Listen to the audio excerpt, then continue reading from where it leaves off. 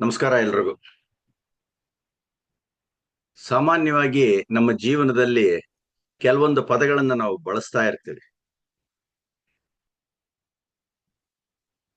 ಹಾಗೂ ಅದನ್ನ ಒಂಥರ ಜನರ ಬಗ್ಗೆ, ನಮ್ಮ ಬಂಧು ಬಾಂಧವರಿಗೆ ಆರೋಪ ಮಾಡ್ತಾ ಇರ್ತೀವಿ. ಏನದು ಅಂದ್ರೆ ಹಠಮಾರಿ ಅಂತ ಅನ್ನುವಂಥದ್ದು. ಏನಪ್ಪಾ ಹಠಮಾರಿತನ ಅಂತ ಅನ್ನೋದು ಒಳ್ಳೇದಾ ಬೇಡವಾ ಅಂತ ಅನ್ನೋದ್ರ ಬಗ್ಗೆ ಸ್ವಲ್ಪ ಯೋಚನೆ ಮಾಡ್ಬೇಕಾಗತ್ತೆ. ಸಾಮಾನ್ಯವಾಗಿ ಯಾರು ಹಠ ಮಾಡ್ತಾರೆ? ಪುಟ್ಟ ಮಗು ಹಠ ಮಾಡುತ್ತೆ. ವಯಸ್ಸಾದವ್ರು ಸ್ವಲ್ಪ ಹಠಮಾರಿತನ ತೋರಿಸ್ತಾರೆ.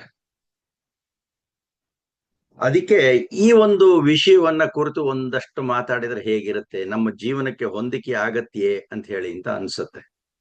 ಹಠಮಾರಿತನ ಒಳ್ಳೆಯದ ಅಥವಾ ಕೆಟ್ಟದ್ದ? ಯಾವ ವಿಷಯದಲ್ಲಿ ನಾವು ಹಠ ಇರಬೇಕು ಅಂತ ಅನ್ನುವಂಥದ್ದು. ಡಿ.ವಿ.ಜಿ ಬರೀತಾರೆ, ಮನವನಾಳುವುದು ಹಠದ ಮಗುವನಾಳುವ ನಯದೆ ಇನಿತ ನೀತು ಸವಿಯುಣಿಸು ಸವಿ ಕಥೆಗಳಿಂದೆ ಅನುಕೂಲಿಸದು ಅದು ಬರಿಯ ಕೂಗು ಬಡಿತಗಳಿನದು ಇನಿತಿತ್ತು ಮರೆಸಿನಿತ ಮಂಕುತಿಮ್ಮ ಅಂತ. ಅಂದ್ರೆ ಹಠದ ಮಗುವನ್ನ ಹೇಗೆ ಸಮಾಧಾನ ಮಾಡಬೇಕು ಅನ್ನೋದ್ರ ಬಗ್ಗೆ ಹೇಳ್ತಾರೆ. ಒಂದ್ ಸ್ವಲ್ಪ ತಿನ್ಸೋಂಗ್ ಮಾಡೋದು, ಒಂದ್ ಸ್ವಲ್ಪ ಕತೆ ಹೇಳುವಂಥದ್ದು. ನೋಡು ಅಲ್ಲಿ ನೋಡು, ನೋಡು ಅಲ್ಲಿ ನೋಡು ಹದ್ದು ಬರ್ತಾ ಇದೆ, ಅಲ್ಲಿ ನೋಡು ಗಿಣಿ ಬರ್ತಾ ಇದೆ ಅಂತ ಹೇಳೋದು. ಹೀಗೆ ಸ್ವಲ್ಪ ಮರಸಿ ಮರಸಿ ಊಟ ಮಾಡಿಸುವಂಥದ್ದು ಇದೊಂದು ವಿಧಾನ. ಮನವನ್ನಾಳುವುದು ಹಠದ ಮಗುವಿನ ಆಳುವ ನಯದೆ. ಅಂದ್ರೆ ಈ ಮನಸ್ಸನ್ನ ನಾವು ಆಳೋದು ಈ ಹಠದ ಮಗುವನ್ನ ಒಂಥರ ಹದಕ್ಕೆ ತರ್ತೀವಲ್ಲ, ಆ ತರಹ ಅಂತ ಹೇಳಿ ಅಂತ ಹೇಳ್ತಾರೆ. ನಿಜವಾಗ್ಲೂ ಒಂದ್ ಸ್ವಲ್ಪ ಕಷ್ಟ ಅದು. ಇನ್ನೊಂದ್ ಕಡೆ ಬರೀತಾರೆ, ಅದು ಒಳಿತು ಇದು ಕೆಟ್ಟುದೆಂಬ ಹಠ ನಿನಗೇಕೆ ಹೊದಿಸುವುದು ದೈವವೆಲ್ಲಕ್ಕೂ ಒಂದು ತೆರೆಯ ಸೊದೆಯ ಸೌರಭ ನಂಜು ಬಟ್ಟಲಲ್ಲಿ ತೋರೀತು ವಿದೆಯ ಬಗೆಯಂತಿಹುದು ಮಂಕುತಿಮ್ಮ ಅಂತ. ಯಾವ ತರ ಹೊಟ್ಟೋಗ್ತಾರೆ ಅಂತಂದ್ರೆ, ಪುರಂದ್ರದಾಸರ ಒಂದು ಗೀತೆ ಹೊಟ್ಟೋಗ್ತಾರೆ. ಪುರಂದ್ರದಾಸರ ಹೆಂಡತಿ, ಅಲ್ಲಿ ಕತೆ ಎಲ್ಲ ನೀವು ಕೇಳಿರ್ತೀರ. ಅವಳೇನೋ ವಿಷ ಕುಡಿಬೇಕು ಅಂತ ಇನ್ನೇನು ಮೂಗ್ಬೊಟ್ಟೆಲ್ಲೋ ಕಾಣ್ಲಿಲ್ಲ ಅಂತ ಅನ್ಬಿಟ್ಟು ಅಂತಂದಾಗ, ಆ ಸೊದೆಯ ಬಟ್ಟಲಲ್ಲಿ ಕಣ್ತಂತೆ ಅಂತ ಹೇಳಿದ್ದ. ಸೊದೆಯ ಸೌರಭ ನಂಜು ಬಟ್ಟಲಲ್ಲಿ ಕಂಡೀತು ಅಂತ ಹೇಳಿದ್ದ. ವಿಧಿ ಹೇಗಿರುತ್ತೋ ಹೇಗಾಡ್ಸುತ್ತೋ ಗೊತ್ತಿಲ್ಲ ಅಂದ್ರಿದ್ದಾಗ ಅವ್ರ ಪ್ರಾಣ ಉಳೀತು ಅನ್ನೋ ತರದಲ್ಲಿ ಹೇಳ್ತಾರೆ. ಅಂದ್ರೆ ಇದೆಲ್ಲ ಹಠ, ನಿನ್ಗ್ಯಾಕೆ ಅದು ಕೆಟ್ಟದು ಇದು ಅಂತೆಲ್ಲ ಹೇಳಿ ಅಂತ ಈ ತರಹ ಬೇಕಾದಷ್ಟು ಪದ್ಯಗಳನ್ನ ನಾವು ನೋಡಬಹುದು. ಅಂದ್ರೆ ಡಿ.ವಿ.ಜಿ ಅವ್ರ ಹಠ ಅದನ್ನ ಹೇಗೆ ಅಂತ ಅನ್ನೋದನ್ನ ಹೇಳಿದ್ರು. ಆ ಹಠದಿಂದಾಗಿ ಈ ಹಠದ ಮನಸ್ಸನ್ನ ಕಂಟ್ರೋಲ್ಗೆ, ನಿಯಂತ್ರಣಕ್ಕೆ ತರುವಂತದ್ದು ಹೇಗೆ ಅಂತ ಅನ್ನೋದನ್ನು ಕೂಡ ಹೇಳಿದ್ರು. ಒಂದು ಕಥೆಯನ್ನ ಕೇಳ್ಬಿಡೋಣ. ಈ ಕತೆ ಸಾಮಾನ್ಯವಾಗಿ ಎಲ್ಲಾ ದೇಶಕ್ಕೂ ಅಪ್ಲೈ ಆಗುತ್ತೆ, ಆದ್ರೆ ಇದೇನೋ ಕೊರಿಯಾ ದೇಶದ ಕತೆ ಅಂತ ಹೇಳಿ ಅಂತ ಯಾರೋ ಬರೆದಿದ್ದಾರೆ. ಕರ್ಜಿಗೆ ಅವರು ಅದನ್ನ ಗುರುತಿಸಿದ್ದಾರೆ ಅವರ ಕರುಣಾಳು ಬಾ ಬೆಳಕೆ ಅನ್ನುವಂತಹ ಪುಸ್ತಕದಲ್ಲಿ ಇದೆ. ಒಂದು ಹಳ್ಳಿ, ಒಂದು ಪುಟ್ಟ ಸಂಸಾರ. ಬೆಳೆದ ನಿಂತ ಮಗನಿಗೆ ತಂದೆ ತಾಯಿ ಮದುವೆ ಮಾಡಿದ್ರು. ಸೊಸೆ ತುಂಬಾ ಅತ್ಯಂತ ಸುಂದರವಾಗಿತ್ತು. ದಂತದ ಬೊಂಬೆ ಅಂತ ಹೇಳ್ಬೋದು, ಆ ತರ ಸುಂದರವಾಗಿದ್ಲು. ಶ್ರೀಮಂತರ ಮನೆಯಿಂದ ಬಂದಿದ್ಲು. ಆಕೆಗೆ ತನ್ನ ಶ್ರೀಮಂತಿಕೆ ಮತ್ತು ಸೌಂದರ್ಯದ ಬಗ್ಗೆ ಸ್ವಲ್ಪ ಅಭಿಮಾನ ಕೂಡ ಇತ್ತು. ಏನೋ ಅನ್ನಿಸ್ತಾ ಇತ್ತು, ಗಂಡನ ಮನೆಯವರು ಅಷ್ಟೊಂದು ಶ್ರೀಮಂತರಲ್ಲ ಅಂತ. ಹೀಗೆ ಮನಸ್ಸಲ್ಲಿ ನೋಡಿದ ತಕ್ಷಣ ಏನೇನೋ ಭಾವನೆ ಬರುತ್ತೆ. ಯಾಕೆಂದ್ರೆ ಒಂದು ಹುಡುಗಿ ತನ್ನ ಮನೆಯನ್ನ ಬಿಟ್ಟು ಇನ್ನೊಂದು ಮನೆಗೆ ಬಂದಾಗ ಅದಕ್ಕೆ ಹೊಂದಿಕೊಳ್ಳುವಂಥದ್ದು ಸ್ವಲ್ಪ ಕಷ್ಟದ್ದೇನೆ ಅದು. ಹಾಗಾಗಿರುವಾಗ ಹೊಸದ್ರಲ್ಲಿ ಎಲ್ಲ ಚೆನ್ನಾಗಿತ್ತು. ಅವನ್ ಸ್ವಲ್ಪ ಒಂದೆರಡು ತಿಂಗಳು ಕಳೆದ್ಮೇಲೆ ಆ ಸಂಭ್ರಮ ಯಾವಾಗ ಕಮ್ಮಿ ಆಗುತ್ತೋ, ವಾಸ್ತವ ಕಣ್ಣು ಮುಂದೆ ನಿಂತು ಬಿಡುತ್ತಲ್ಲ, ಆಗ ಈ ಓರೆಕೋರೆಗಳು ಅಂತ ಹೇಳಬಹುದು. ಅಂತಂದ್ರೆ ನಮ್ಗೆ ಇಷ್ಟವಾಗದೆ ಇರೋದು ಅಥವಾ ಬೇರೆ ರೀತಿ ರಿವಾಜುಗಳು ಸ್ಪಷ್ಟವಾಗಿ ನಿಚ್ಚಳವಾಗಿ ಕಾಣುವಂತೆ ಆಯ್ತು. ಯಾಕೋ ಆಸಕ್ತಿಯನ್ನ ಕಳೆದುಕೊಳ್ಳಲಾರಂಭಿಸಿದ್ಲು. ಅತ್ತೆ ಹೊರಟು ಅಂತ ಹೇಳಿ ಅಂತ ಅನ್ನಿಸ್ತು. ತನ್ನ ಗಂಡ ಅಂದ್ರೆ ಅತ್ತೆ ಮಗ ಅತ್ತೆ ಕಡೆಗೆ ಇದ್ದಾನೆ ಅಂತ ಹೇಳಿ ಅಂತ ಅನ್ನಿಸ್ತು. ತನ್ನ ತಾಯಿಯ ಮಾತನ್ನೇ ಹೆಚ್ಚಾಗಿ ಕೇಳ್ತಾನೆ ಅಂತ ಹೇಳಿ ಅಂತ ಅನ್ನಿಸ್ತು. ಸರಿ, ಗುಸುಗುಸು ಆಯ್ತು. ಯುದ್ಧ ಶುರು ಆಯ್ತು. ಜಗಳ ಆಗ್ತಾ ಇತ್ತು. ನಿತ್ಯ ಕುರುಕ್ಷೇತ್ರ. ಗಂಡನನ್ನ ತನ್ನ ಕಡೆಗೆ ಒಲಿಸ್ಕೋಬೇಕು ಅಂತ ಹೇಳಿ ಅಂತ ಈ ಹುಡುಗಿಯ ಆಸೆ. ಆದ್ರೆ ಅಡ್ಡಗೋಡಿಯಾಗಿ ನಿಂತಿದ್ದು ಅತ್ತೆ. ಯಾರೋ ತನ್ನ ಸ್ನೇಹಿತರ ಹತ್ರ ಹೇಳ್ಕೊಂಡ್ಲು, ನೋಡಿ ಈ ತರ ಆಗಿದೆ ಅಂತ. ಅವನ್ ಹೇಳ್ದ, ಒಬ್ಬ ಮಾಂತ್ರಿಕ ಇದ್ದಾನೆ, ಅವನನ್ನು ಭೇಟಿ ಆದ್ರೆ ಆ ಗಂಡನನ್ನ ಒಲಿಸಿಕೊಳ್ಳುವಂತಹ ಒಂದು ಮಂತ್ರವನ್ನ ಹೇಳ್ಕೊಡ್ತಾನೆ. ಅದರಿಂದಾಗಿ ನೀನು ಗಂಡನನ್ನ ಒಲಿಸ್ಕೋಬಹುದು ಅಂತ ಹೇಳಿ ಅಂತ. ಈ ಮಾಂತ್ರಿಕನ ಹತ್ರ ಇವಳು ಹೋದ್ಲು, ತನ್ನೆಲ್ಲ ವಿಚಾರವನ್ನ ಹೇಳಿದ್ಲು. ಅವನ್ ತಾಳ್ಮೆಯಿಂದ ಕೇಳ್ದ. ಇದು ಅಷ್ಟು ಸುಲಭದ ಸಮಸ್ಯೆ ಅಲ್ಲ, ಅದ್ರ ಪರಿಹಾರ ಸಿಗಲ್ಲ. ಇದಕ್ಕೊಂದು ಮಂತ್ರ ಮಾಡಿ ಒಂದು ಮದ್ದನ್ನ ಕೊಡ್ತೀನಿ, ಅದನ್ನ ನಿನ್ನ ಗಂಡನಿಗೆ ತಿನ್ಸಿದ್ರೆ ನೀನ್ ಹೇಳ್ದ ಹಾಗೆ ಕೇಳ್ತಾನೆ ಅಂತ. ಆಗ ಆಕೆ ಉತ್ಸಾಹದಿಂದ, ಅಷ್ಟೇ ತಾನೆ, ಹಾಗಾದ್ರೆ ಯಾವಾಗ ಕೊಡ್ತೀರಾ ಆ ಮದ್ದನ್ನ ಅಂತ ಹೇಳಿದ್ದ. ಅವಾಗ ಅವನು ಹೇಳ್ದ, ಈ ಔಷಧ ಮಾಡೋದಕ್ಕೆ ಒಂದು ವಸ್ತು ಬೇಕು, ಅದಷ್ಟು ಸಲೀಸಾಗಿ ಸಿಗಲ್ಲ. ಈ ಬೆಟ್ಟದ ಮೇಲೆ ಒಂದು ಹುಲಿ ಇದೆ, ಭಾರಿ ಹುಲಿ ಇದೆ, ಅದ್ರ ಮೀಸೆಯ ಒಂದು ಕೂದಲನ್ನ ನೀನ್ ಕಿತ್ಕೊಂಬಂದು ತಂದ್ಕೊಟ್ರೆ ನನಗ್ ಬೇಕಾದ ಸಾಮಾನು, ಉಳಿದಿದ್ದ ಸಾಮಾನೆಲ್ಲ ನಾನು ಹೊಂದಿಸ್ಕೋತೀನಿ ಅಂತ. ಇವಳು ಬೆಚ್ಚ ಬಿದ್ಬಿಟ್ಲು, ಹುಲಿ ಮೀಸೆ ಕಿತ್ಕೊಂಡ್ಬರೋದ ಅಂತ ಹೇಳಿ ಅಂತ ಅಂದ. ಮಾಂತ್ರಿಕ, ನೋಡು ಅದ್ ನಿನ್ನ ಜವಾಬ್ದಾರಿ, ಔಷಧಿ ಮಾಡ್ಕೊಡೋದು ನನ್ನ ಕೆಲಸ, ಅದಕ್ಕೆ ಬೇಕಾದ ಸಾಮಾನನ್ನು ನಾನು ಹೇಳ್ದೆ. ನಿಶ್ಚಯ ಮಾಡ್ಕೊಂಡು ಹೋದ್ಲು. ಮರುದಿನದ ಹೇಗಾದ್ರೂ ಮಾಡಿ ಅಷ್ಟೇ ತಾನೇ ತಂದ್ಬಿಡೋಣ ಅಂತ ಕೆಲಸ ಪ್ರಾರಂಭ ಮಾಡಿದ್ಲು. ಗುಡ್ಡಕ್ಕೆ ಹೋಗಿ ಬಂದು ಮಾಡಕ್ ಶುರು ಮಾಡಿದ್ಲು. ಆ ಹುಲಿ ಇರೋ ಜಾಗವನ್ನ ಗುರುತಿಸಿದ್ಲು, ಬೇಕಾದಂತಹ ಉಪಕರಣಗಳನ್ನ ವಸ್ತುಗಳನ್ನ ತಗೊಂಡು ಹೋದ್ಲು. ಆ ಹುಲಿಯ ಚಲನವಲನಗಳನ್ನೆಲ್ಲ ಗಮನಿಸಿದ್ಲು, ವಿವರಗಳನ್ನೆಲ್ಲ ದಾಖಲಿಸ್ಕೊಂಡ್ಲು. ಅಂದ್ರೆ ತನ್ನ ಯೋಜನೆಯನ್ನು ಕಾರ್ಯಗತ ಮಾಡೋದಕ್ಕೆ ಶುರು ಮಾಡಿದ್ಲು. ಒಂದ್ ದಿವಸ ಒಂದು ಕುರಿ ಮರಿ ತೆಗೆದುಕೊಂಡು ಹೋದ್ಲು, ಆ ಗುಹೆ ಹತ್ತಿರ ಕಟ್ಟಿದ್ಲು, ತನ್ನ ಮೇಲ್ ಕುಳಿತ್ಲು. ಹುಲಿಗೆ ಅನಾಯಾಸವಾಗಿ ಕುರಿ ಸಿಕ್ತಲ್ಲ ಅಂತ ಹೇಳಿ ಅಂತ ತಿಂದು ಹಾಕ್ತು. ಇದೇ ತರ ಒಂದು 3-4 ತಿಂಗಳು ಕೆಲಸವನ್ನ ಮುಂದುವರಿಸಿದ್ಲು. ಆ ಹುಲಿ ಅನಾಯಾಸವಾಗಿ ಮೇಕೆ ಕುರಿ ಸಿಗ್ತಾ ಇತ್ತಲ್ಲ, ಈಕೆನು ಪಕ್ಕದಲ್ಲಿರೋ ಇರ್ತಿದ್ಲಲ್ಲ, ಗುರ್ಸಕ್ ಶುರು ಮಾಡ್ತು. ಮತ್ತೆ ಮತ್ತೆ ಹುಲಿಗೆ ಬೇಕಾದ ಆಹಾರವನ್ನ ಆ ಅವಧಿಯಲ್ಲಿ ತಂದು ಕೊಡೋಕ್ ಶುರು ಮಾಡಿದ್ಲು. ಹಾಗೇನೆ ಎಲ್ಲ ಮಾಡ್ತಿದ್ರಿಂದ ಸಖ್ಯ ಬೆಳೆಯಿತು. ಧೈರ್ಯ ಮಾಡಿದ್ಲು. ಆ ಹುಲಿನ ಸೌರ್ತಾ ಇದ್ಲು. ಒಂದ್ ದಿವಸ ಮೆತ್ತಗೆ ಆ ಮೀಸೆನ ಕಿತ್ಬಿಟ್ಟು ಮಾಂತ್ರಿಕನ ಹತ್ರ ತಗೊಂಡು ಹೋದ್ಲು. ಬೇಗ ಔಷಧಿ ಮಾಡ್ಕೊಟ್ಬಿಡಿ ಅಂತ ಹೇಳಿ ಪ್ರಾರ್ಥನೆ ಮಾಡ್ಕೊಂಡು.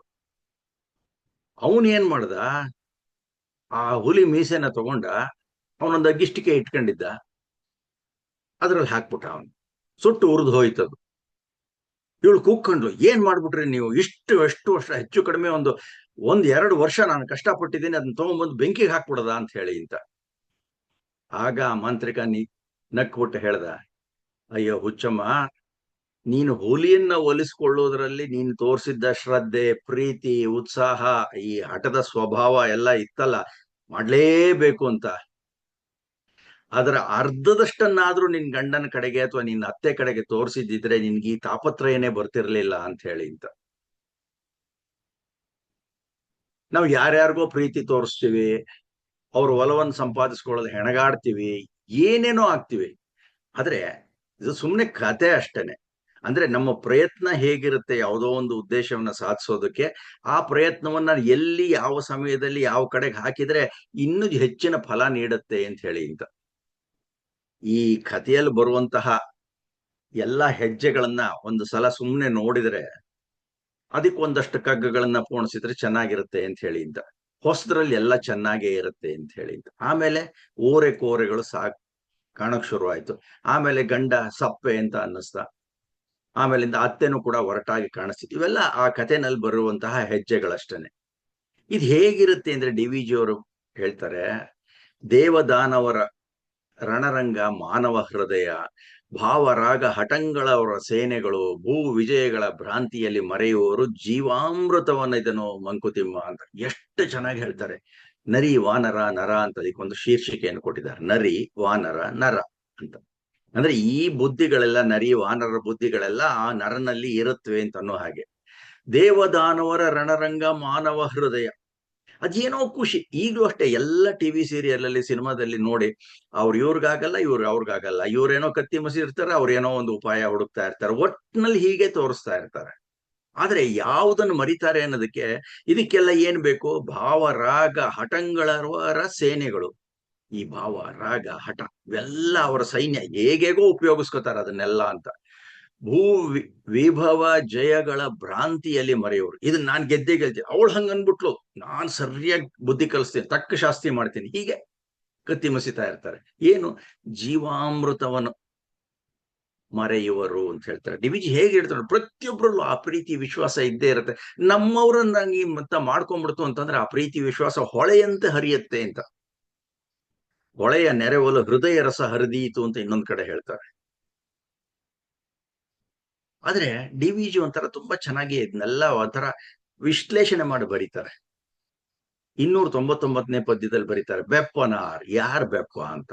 ಹಠವಾದ ಕೆಡೆಯಲ್ಲಿ ಮನುಜ ಪ್ರಪಂಚದಲ್ಲಿ, ಹಠವಾದಕ್ಕೆ ಎಡೆಯಲ್ಲಿ ಮನುಜ ಪ್ರಪಂಚದಲ್ಲಿ, ಸೆಟೆಯಷ್ಟೋ ದಿಟವೆಷ್ಟೋ ಬೆರೆತಿಹುದು ಇಲ್ಲಿ, ಪಟುವಾಗಿ ನಿಲ್ಲಲಹುದೇ ಮಣಲೋಳು ಎಸಗಿದ ಗೋಡೆ, ಕಟುತೆ ಸಲ್ಲದು ನಿನಗೆ ಮಂಕುತಿಮ್ಮ ಅಂತ ಹೇಳ್ತಾರೆ. ಉದಾಹರಣೆ ಕೊಟ್ಬಿಡ್ತಾರಲ್ಲಿ. ಈ ಹಠವಾದಕ್ಕೆ ಮನುಜ ಪ್ರಪಂಚದಲ್ಲಿ ಜಾಗವೇ ಇಲ್ಲ ಅಂತ ಹೇಳಿದ್ದ. ಸೆಟೆಯಷ್ಟೋ ದಿಟವೆಷ್ಟೋ ಬೆರೆತಿಹುದು ಇಲ್ಲಿ, ಅಂದ್ರೆ ಸತ್ಯ ಸುಳ್ಳು ಎಲ್ಲಾದು ಬೆರೆತು ಬಿಟ್ರೆ ಅದನ್ನ ಬಿಡಿಸ್ಕೋಬೇಕು, ತುಂಬಾ ಕಷ್ಟ ಅದು. ಪಟುವಾಗಿ ನಿಲ್ಲಲಹುದೇ ಮರಳ ಒಣಗಿನ ಗೋಡೆ, ಒಳಗಿನ ಗೋಡೆ ಅಂತ. ಮರಳಲ್ಲಿ ಗೋಡೆ ಕಟ್ಟಿದ್ರೆ ನಿಲ್ಲತ್ತ, ಎಷ್ಟು ದಿವಸ ಇರುತ್ತೆ.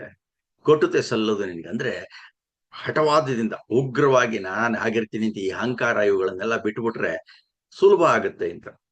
ಇನ್ನೊಂದು ಕಗ್ಗದಲ್ಲಿ ಬರೀತಾರೆ, ಮನಸ್ಸನ್ನ ಹದಗೊಳಿಸೋದು ಹೇಗೆ ಅಂತ ಹೇಳಿತ. ಈ ಜಗದ ಗಂಧ ಪರಿ ಹಸಿವ ಕೆಣಕುತಿಹುದು. ಇಲ್ಲಿ ಭಗವಂತ ನಿಜವಾಗ್ಲೂ ಒಂದು ತುಂಬಾ ಬುದ್ಧಿವಂತ. ಎಷ್ಟೆಷ್ಟು ಆಕರ್ಷಣೆ ಕುತೂಹಲಗಳನ್ನ ಇಟ್ಟಿದ್ದಾನೆ ಅಂತಂದ್ರೆ, ಈ ಜಗದ ಗಂಧ ಪರಿ ಹಸಿವ ಕೆಣಕುತಿಹುದು. ನಮ್ಮ ಹಸಿವು ಇರುತ್ತಲ್ಲ, ಎಂತೆಂತ ಹಸಿವು ಇರುತ್ತೆ, ಹೊಟ್ಟೆ ಹಸಿವು ಒಂದೇ ಅಲ್ಲ. ಭೋಜನವ ನೀಡನೆನೆ ಮನಸುಮ್ಮನಿಹುದೇ. ಇಲ್ಲಪ್ಪ ಇದನ್ನೆಲ್ಲ ನಾವು ಕಂಟ್ರೋಲ್ ಇಟ್ಕೋಬೇಕು ಅಂದ್ರೆ ಹೊಟ್ಟೆ ಹಸುವನ್ನ ನಾವು ತಡ್ಕೋಬೇಕು ಅಂತ ಹೇಳಿ ಅಂತ ಊಟ ಕೊಡದೇ ಇದ್ರೆ ಹೊಟ್ಟೆ ಸುಮ್ಮನಿರುತ್ತಾ. ಸಹಜಗಳ ಕೊಲ್ಲೆನ್ನುವ ಹಠಯೋಗಕ್ಕಿಂತ ಸರಿ. ಹಠಯೋಗ ಅಂತ ಅದೊಂದಿದೆ, ಹಠಯೋಗ ಅಂತ ಗುರುಜಿಯವ್ರನ್ನೇ ಕೇಳ್ಬೇಕು ಹಠಯೋಗ ಏನು ಅಂತ ಹೇಳಿ ಅಂತ. ಸಹಜಗಳ ಕೊಲ್ಲೆನ್ನುವ ಹಠಯೋಗಕ್ಕಿಂತ, ಆ ಹಠ ಅಂದ್ರೆ ಸಹಜವಾಗಿರುವುದನ್ನೆಲ್ಲ ಕೊಂದಿಸಿ ನಾನು ನಿಯಂತ್ರಣ ಮಾಡಿದೆ ಮನಸ್ಸನ್ನ ಅಂತಂದ್ರೆ ಹಾಗಾಗೋಲ್ಲ. ರಾಜಯೋಗದ ಉಪಾಯ, ರಾಜಯೋಗದ್ದಿರುತ್ತಲ್ಲ ಅದು ತುಂಬಾ ಚೆನ್ನಾಗಿರುತ್ತೆ ಅಂತ ಹೇಳಿ ಅಂತ. ನಾನು ಅಷ್ಟೇನೆ ಸುಮಾರು ವಿಷಯಗಳನ್ನ ಹೇಳುವಾಗ ಅಂಥದ್ದನ್ನೆಲ್ಲ ಉಪಯೋಗಿಸ್ಕೊಂಡಿದ್ದೆ. ನಮ್ಮ ಅಜ್ಜಿ ಬಗ್ಗೆ ಒಂದು ಹಾಡನ್ನ ಬರೆದಿದ್ದೆ. ಸುಮಾರು ಹೀಗೆ ಅವ್ರು, ನಮ್ಮ ಅಜ್ಜಿನೂ ಅಷ್ಟೇನೆ ತುಂಬಾ ಹಠ. ನಮ್ಮ ಅತ್ತೆ ಅಂದ್ರೆ ಅವರ ಮಗಳು, ಅವರು ಅಷ್ಟೇನೆ. ಅವ್ರದ್ದು ಎಂತರ ಅಂತಂದ್ರೆ ಕಾಫಿ ಕುಡಿಯೋದು ಅಷ್ಟೇನೆ. ಊಟ ಮಾಡ್ತೀವಿ, ಒಂದ್ ತುತ್ತು ಊಟ ಮಾಡೋದು, ಏನ್ ಕೊಟ್ರು ಬೇಡ ಬೇಡ ಬೇಡ. ಎಂತಹ ಹಠ ಅಂತಂದ್ರೆ, ಅವ್ರಿಗೆ ಬರ್ದಿದ್ದೆ ನಾನು. ಬೆಳಗಾಗಿ ನೀರಿನ ಬದಲು ಹಂಡೆಯಲ್ಲಿ ಕಾಫಿಯ ಕುದಿಸಿ ಆಗಾಗ್ಗೆ ಹೊಟ್ಟೆಗೆ ಸುರಿದು ಚೈತನ್ಯ ನೀಡಿದ ಜಾನಕಿ ರಾಮ ಮಂದಿರ ಅಂತ ಮೈಸೂರಲ್ಲಿತ್ತು. ಅಗ್ರಹಾರದ ಬೀದಿನಲ್ಲಿ ಜಾನಕಿ ರಾಮ ಮಂದಿರ ಅಂತ. ಮುಂದೆ ಬರ್ದೆ, ಈ ಮಂತ್ರ ಪಠಣವ ಮಾಡಿ ಆರೋಗ್ಯ ಸಿರಿಯನ್ನು ಕಂಡ ಸಿಹಿ ತಿಂಡಿ ಪ್ರಿಯರೂ ಆದ ಹಠಮಾರಿ ನೀತಿಯ ಅಂತ. ಏನ್ ಮಾಡಿದ್ರು ಊಟ ತಿಂಡಿ ಮಾಡ್ತಿರ್ಲಿಲ್ಲ, ಹೀಗೇ ಮಾಡ್ಕೊಂಡಿದ್ರು. ನಿಜವಾಗ್ಲೂ ಒಂಥರ ನಮ್ಗೆಲ್ಲ ಬೇಜಾರಾಗೋದು. ಆದ್ರೆ 96 ವರ್ಷ ಆರಾಮಾಗಿ ಬದುಕಿದ್ರು, ತಮ್ಮ ಕೆಲಸ ತಾವೇ ಮಾಡ್ಕೋತಿದ್ರು. ಹಾಗೇನೆ ನಮ್ಮ ಅತ್ತೆನೂ ಹಾಗೇನೆ ಒಂಥರ ಹಠ. ನಮಗ್ ಅರ್ಥವೇ ಆಗ್ತಿಲ್ವಲ್ಲ. ಇದೊಂಥರ ನಮಗನ್ಸುತ್ತೆ ಹಠ ಅಂತ, ಇದೊಂಥರ ಮದ ಅಂತಾನು ಅಂತ ಅನ್ಸುತ್ತೆ. ಇದು ವ್ರತನಿಷ್ಠೆ ಅಂತ ನಾವು ಅರ್ಥ ಮಾಡ್ಕೊಂಡ್ಬಿಟ್ರೆ ಅವಾಗ ನಮ್ಗೆ ಸುಲಭ ಆಗೋಗುತ್ತೆ. ಇದೊಂದು ವ್ರತದ ತರ ಪಡ್ಕೊಂಡಿದ್ರು. ನಮ್ಮ ಅಜ್ಜಿ ಏನೋ ಕಾಫಿ ಕುಡಿತಿದ್ರು, ಹಂಡೇಲಿ ಕಾಫಿ ಕುದಿಸ್ಬಿಟ್ರೆ ಅವ್ರ ಮನ್ಮಂದಿಗೆಲ್ಲ 15 ಜನ ಮಕ್ಕಳು ಬಿಡಿ ಹಾಗಿದ್ರು. ಆದ್ರೆ ಇವರು ಹಾಗೇನೆ ಕಾಫಿ ಕುಡ್ಕೊಂಡೇ ಇರೋದು. ಅದಕ್ಕೆ ಹಠ ಸ್ವಭಾವದಿ ವ್ರತನಿಷ್ಠೆಯನ್ನು ಪಾಠದಿ ಕಲಿಸಿದ ಕೀರುತಿ, ಹಂಗಿನ ದಾಸ್ಯಕ್ಕೆ ಒಪ್ಪದೆ ಜಯಿಸಿದ ದೃಢ ಮನಸ್ಸಿನ ಮೂರುತಿ ಅಂತ ಹೇಳಿತ ಒಂದು ಹಾಡು ಬರ್ದಿದ್ದೆ ಅವರು ತೀರ್ಕೊಂಡಾಗ. ಅಂದ್ರೆ ಇದೊಂಥರ ಹೇಗೆ ಅನ್ಸುತ್ತೆ ಅಂತಂದ್ರೆ, ಆ ಒಂದು ವ್ರತನಿಷ್ಠೆ ಏನೂ ಮಾಡ್ತಿರ್ಲಿಲ್ಲ, ಒಂದು ಹೊತ್ತು ಊಟ ಅಷ್ಟೇನೆ, ಚೆನ್ನಾಗಿ ಬದುಕಿದ್ರು ಎಲ್ಲರೂ. ಒಂದು ರೋಗ ಇರ್ಲಿಲ್ಲ, ಏನಿಲ್ಲ. ಹಠ ಸ್ವಭಾವದಿ ವ್ರತನಿಷ್ಠೆಯನ್ನು ಪಾಠದಿ ಕಲಿಸಿದ ಕೀರುತಿ, ಪಾಠ ಹೇಳ್ಕೊಡ್ತಾ ಇದ್ರು, ಅದೇ ತರನೇ ಅವ್ರು ಬಾಳಿದ್ರು, ಬದುಕಿದ್ರು. ಹಂಗಿನ ದಾಸ್ಯಕ್ಕೆ ಒಪ್ಪದ ಜಯಿಸಿದ ದೃಢ ಮನಸ್ಸಿನ ಮೂರುತಿ ಅಂತ ಹೇಳಿ ಅಂತ. ನಿಜವಾಗ್ಲೂ ಒಂದೊಂದ್ಸಲ ಅನ್ಸುತ್ತೆ, ಇದನ್ನ ವ್ರತನಿಷ್ಠಿಯಾಗಿ ಮಾಡ್ಕೊಂಡ್ರೆ ನಾವು ಹೆಚ್ಚು ದಿವಸ ಬದುಕಬಹುದು ಅಂತ. ಕಥೆಯ ಕೊನೆಯ ಭಾಗವನ್ನ ಪುನರಾವರ್ತನೆ ಮಾಡಿದ್ರೆ, ಆ ಮಾಂತ್ರಿಕ ಏನ್ ಹೇಳ್ದ, ನಕ್ಬಿಟ್ಟ. ಹುಚ್ಚಿ, ನೀನು ಹುಲಿಯನ್ನ ಒಲಿಸ್ಕೊಳ್ಳೋದ್ರಲ್ಲಿ ತೋರಿದ ಶ್ರದ್ಧೆ, ಪ್ರೀತಿ, ವಿಶ್ವಾಸ ಅದೆಲ್ಲ ಅದರ ಅರ್ಧದಷ್ಟನ್ನ ನೀನು ಗಂಡನ್ಗ ಅಥವಾ ಅತ್ತೆಗೋ ತೋರಿಸಿದ್ರೆ ಸಂಸಾರ ಅದೆಷ್ಟು ಚೆನ್ನಾಗಿರ್ತಾ ಇತ್ತು ಅಂತ. ನಾವು ಯಾರ್ಯಾರಿಗೋ ಪ್ರೀತಿ ತೋರಿಸ್ತೀವಿ, ಯಾರ್ದೋ ಒಲವನ್ನ ಸಂಪಾದಿಸಲು ನಾವೆಲ್ಲ ಅನ್ಕೋತೀವಲ್ಲ. ಹಾಗೇನೆ ತುಂಬಾ ನಿಜವಾಗ್ಲೂ ಒಂಥರ ಎಷ್ಟೆಷ್ಟೋ ಕಷ್ಟಪಡ್ತೀವಿ ನಾವು. ಆದ್ರೆ ಅದಕ್ಕೊಂದು ಮದ್ದಿದೆ ಅದಕ್ಕೆ. ಅಂದ್ರೆ ಎಷ್ಟು ಸುಲಭ. ಯತ್ರ ಸೌಹಾರ್ದಾಹ ಸುಕೃತೋ ಮದಂತಿ ವಿಹಾಯ ರೋಗಂ ತನ್ವ ಸ್ವಾಯಾಹ ಅಶ್ಲೋಣ ಅಂಗೈರ್ಹೃತ ಸ್ವರ್ಗೇ ತತ್ರ ಪಶ್ಯೇಮ ಪಿತರೌಚ ಪುತ್ರ ಅಂತ ಹೇಳಿ ಅಂತ ಅಥರ್ವವೇದ ಹೇಳುತ್ತೆ. ಎಲ್ಲಿ ಉತ್ತಮ ಹೃದಯವಂತರು ಇರ್ತಾರೋ, ಎಲ್ಲಿ ಉತ್ತಮ ಕಾರ್ಯಗಳಲ್ಲಿ ತಮ್ಮನ್ನು ತಾವು ತೊಡಗಿಸ್ಕೊಂಡಿರ್ತಾರೋ, ತಮ್ಮ ಶರೀರವನ್ನ ರೋಗರಹಿತವನ್ನಾಗಿ ಇಟ್ಟುಕೊಂಡಿರ್ತಾರೋ ಅವರು ಆನಂದವನ್ನ ಅನುಭವಿಸ್ತಾರೆ. ಹೇಗೆ ಅಂತಂದ್ರೆ ಅವರು ವಕ್ರತೆಗಳು ಇಲ್ಲದವರಾಗಿ ತಂದೆ ತಾಯಿ ಮಕ್ಕಳು ಮರಿಗಳು ಮಕ್ಕಳು ಮೊಮ್ಮಕ್ಕಳುಗಳೊಂದಿಗೆ ಸ್ವರ್ಗೇ ತತ್ರ ಪಶ್ಯೇಮ ಪಿತರೌಚ ಪುತ್ರಾನ್, ಸ್ವರ್ಗ ಸಮಾನ ಮನೆಯಲ್ಲಿ ಇರೋದನ್ನ ನಾವು ನೋಡೋಣ ಅಂತ ಹೇಳಿ ಅಂತ. ಹಾಗಾಗಿ ಬೇಕಾದಷ್ಟು ಮಂತ್ರಗಳು ನಮಗೆ ಸಿಗುತ್ತೆ. ಅದು ಎಲ್ಲದನ್ನು ಕೂಡ ನೋಡ್ಕೊಂಡು ಹೋಯ್ತು ಅಂತಂದ್ರೆ ತುಂಬಾ ಚೆನ್ನಾಗಿರುವಂಥದ್ದೇನೆ ಇದೆ. ಅಂದ್ರೆ ಈ ದ್ವೇಷ ಇಂಥದ್ದೆಲ್ಲ ನಮ್ಮ ಮನಸ್ಸಿನಲ್ಲಿ ಇರಬಾರದು ಅಂತ. ಅನ್ಯೋ ಅನ್ಯಮ ಹರಿಯತ ಜಾತಮಿವಾಜ್ಞಾಹ ಅಂತ ಹೇಳಿ ಅಂತ ಇನ್ನೊಂದು ವೇದ ಮಂತ್ರ ಬರುತ್ತೆ. ಅಂದ್ರೆ ಹಸು ಆಗ ತಾನೇ ಹಾಕಿದ ಕರುವನ್ನ ಅದೆಷ್ಟು ಪ್ರೀತಿಸುತ್ತೆ ಅಲ್ವಾ. ಮೈಯನ್ನೆಲ್ಲ ನೆಕ್ಕತ್ತೆ. ಇರ್ಬೋದು ನಮ್ಮಂತೆ ಅದಕ್ಕೆ ಕ್ಲೀನ್ ಮಾಡಿ ಇದನ್ನ ಮಾಡುವಂತಹದ್ದು ಇಲ್ಲ. ಹಾಗಾಗಿ ಆದ್ರೆ ಅಷ್ಟು ಪ್ರೀತಿ ನೀವ್ಯಾರನ್ನ ಹತ್ರಕ್ಕೆ ಹೋಗಿ ಬಿಡೋದಿಲ್ಲ. ಹಾಗೇನೆ ಮಾ ಭ್ರಾತರಂ ದ್ವಿಕ್ಷ್ಮನ್ ಮಾ ಸ್ವಸಾರ ಮುತ ಸ್ವಸ ಸಂಯಂಚ ಸೌವೃತ ಭೂತ್ವ ವಾಚಂ ವದತ ಭದ್ರಯ ಅಂತ ಹೇಳಿ ಇನ್ನೊಂದು ಅಥರ್ವವೇದದ ಮಂತ್ರ. ಅಂದ್ರೆ ಸೋದರ ಸಹೋದರ ಇವ್ರನ್ನ ಯಾರನ್ನು ದ್ವೇಷ ಮಾಡದೇ ಇರ್ಲಿ, ಎಲ್ಲಾರು ಒಂದೇ ಸಂಕಲ್ಪದವರಾಗ್ಲಿ, ಎಲ್ರನ್ನೂ ಪ್ರೀತಿಸಿ ಅಂತ ಹೇಳಿದ್ದ. ಸಂಯಂಚ ಸೌವೃತ ಭೂತ್ವ ವಾಚಂ ವದತ ಭದ್ರಯ. ಇದಕ್ಕೆಲ್ಲ ಹೆಚ್ಚು ಕಡಿಮೆ ಈ ಒಂದು ಭಿನ್ನಾಭಿಪ್ರಾಯ ಬರೋದಾಗ್ಲಿ ದ್ವೇಷಕ್ಕೆ ಆಗ್ಲಿ ಈ ಮಾತು ಕಾರಣ. ಅದಕ್ಕೋಸ್ಕರ ಸಂಯಂಚ ಸೌವೃತ ಭೂತ್ವ ವಾಚಂ ವದತ ಭದ್ರಯ. ಹೆಂಡತಿ ಮಕ್ಕಳಲ್ಲಿ ಗಂಡ ಇದರಲ್ಲಿ ಎಲ್ಲಾದ್ರಲ್ಲೂ ನಿಮ್ಮ ಮಾತು ಅತಿ ಮೃದು ಆಗಿರಲಿ ಅಂತ ಹೇಳಿ ಅಂತ. ಹಿಂಗಿದ್ಬಿಟ್ರಾಯ್ತಾ. ಅದಕ್ಕೆ ಇನ್ನೊಂದು ಮಂತ್ರ ಇದೆ. ಅನುವ್ರತಃ ಪಿತುಃ ಪುತ್ರೋ ಮಾತ್ರ ಭವತು ಸಮ್ಮನಾಹ ಜಾಯಾ ಪತ್ಯೆ ಮಧುಮತಿಂ ವಾಚಂ ವದತು ಶಂತಿವಾಂ ಅಂತ ಹೇಳಿ ಅಂತ. ಅಂದ್ರೆ ಈಗ ನಾವು ಮಾತ ಹೇಳ್ಬಿಟ್ರಾಗತ್ತ ಮಕ್ಕಳು ಪಾಲಿಸ್ಬಿಡ್ತಾರ. ನಾವು ನಡೆದು ತೋರಿಸ್ಬೇಕು. ನಾವು ಹೇಗೆ ನಡಿತೀವೋ ಹಾಗೆ ಅವು ನಡ್ಕೊಳತ್ವೆ ಅಂತ ಹೇಳಿ ಅಂತ. ಹಾಗೆ ಆ ಒಂದು ಹಂತದಿಂದ ನಾವು ಜಾಯಾ ಪತ್ಯೆ ಮಧುಮತಿಂ ವಾಚಂ ವದತು ಶಂತಿವಾಂ ಅಂದ್ರೆ ಶಾಂತಿಯುತವಾದ ಪ್ರೀತಿಯುತವಾದಂತಹ ಸಂಸ್ಕಾರಯುತವಾದಂತಹ ಮಾತುಗಳನ್ನು. ಏನು ಇಷ್ಟೊಂದೆಲ್ಲ ಯೋಚನೆ ಮಾಡಿ ಮಾತಾಡಕ್ಕಾಗತ್ತ ಅಂದ್ರೆ ಅಭ್ಯಾಸ ಮಾಡ್ಕೊಂಡ್ರೆ ಅಂತಹದ್ದೇ ಮಾತುಗಳು ಬರುತ್ತೆ ಅಂತ ಹೇಳಿ ಅಂತ. ಅನುವೃತಃ ಪಿತುಃ ಪುತ್ರೋ ಮಾತ್ರ ಭವತು ಸಮ್ಮನಾಹ ಅಂದ್ರೆ ಈ ತರ ಒಂದು ಸಂಕಲ್ಪವನ್ನ ನಾವು ಮದುವೆ ಮಾಡ್ಕೊಂಡಾಗ ನಾವು ಜಗಳ ಆಡೋದಿಲ್ಲ, ಮಕ್ಕಳೆದುರಿಗೆ ಸರಿಯಾಗಿರ್ತೀವಿ ಅಂತ ಅನ್ನುವಂಥದ್ದು. ಅವಾಗ ಏನಾಗುತ್ತೆ, ಅನುವ್ರತಃ ಪಿತುಃ ಪುತ್ರೋ ಅಂದ್ರೆ ಈ ಮಕ್ಕಳುಗಳು ತಂದೆ ತಾಯಿಯನ್ನ ನೋಡಿ ಕಲಿತಾರೆ ಅಂತ. ಹಾಗಾಗಿ ಈ ಹಠವಾದಕ್ಕೆ ನಮ್ಮ ಈ ಜಾಗದಲ್ಲಿ ಅಂದ್ರೆ ಹಠವಾದ ಕೆಡೆಯಲ್ಲಿ ಮನುಜ ಪ್ರಪಂಚದಲ್ಲಿ ಸಟೆಯಷ್ಟೋ ತಿಟವಷ್ಟೋ ಬೆರೆತಿಹುದಿಲ್ಲಿ, ಪಟುವಾಗಿ ನಿಲ್ಲಲಹುದೇ ಮಣಲೊಳಗೆ ಸಗಿದ ಗೋಡೆ, ಕಟುತೆ ಸಲ್ಲದು ಜಗಕ್ಕೆ ಮಂಕುತಿಮ್ಮ ಅಂತ ಡಿ.ವಿ.ಜಿ ಹೇಳಿದಾರಲ್ಲ. ಹಾಗಾಗಿ ಅದನ್ನ ಹಠ ಸ್ವಭಾವ ಇದ್ರೂ ಕೂಡ ಅದನ್ನ ವ್ರತನಿಷ್ಠೆ ತನ್ನ ಒಳ್ಳೆಯ ವಿಷಯದಲ್ಲಿ ವ್ರತವನ್ನಾಗಿ ಸ್ವೀಕರಿಸಿ ಆ ತರ ಇಟ್ಕೊಂತು ಅಂದ್ರೆ ಚೆನ್ನಾಗಿರುತ್ತೆ. ನಮ್ಮ ಅಹಂಕಾರ ದ್ವೇಷ ಇವುಗಳನ್ನೆಲ್ಲ ಪಕ್ಕಕ್ಕೆ ಇಡೋಣ ಅಂತ ಹೇಳ್ತಾ ನನ್ನ ಮಾತಿಗೆ ವಿರಾಮವನ್ನು ನೀಡ್ತೇನೆ. ಧನ್ಯವಾದ ಹಾಗೂ ನಮಸ್ಕಾರ.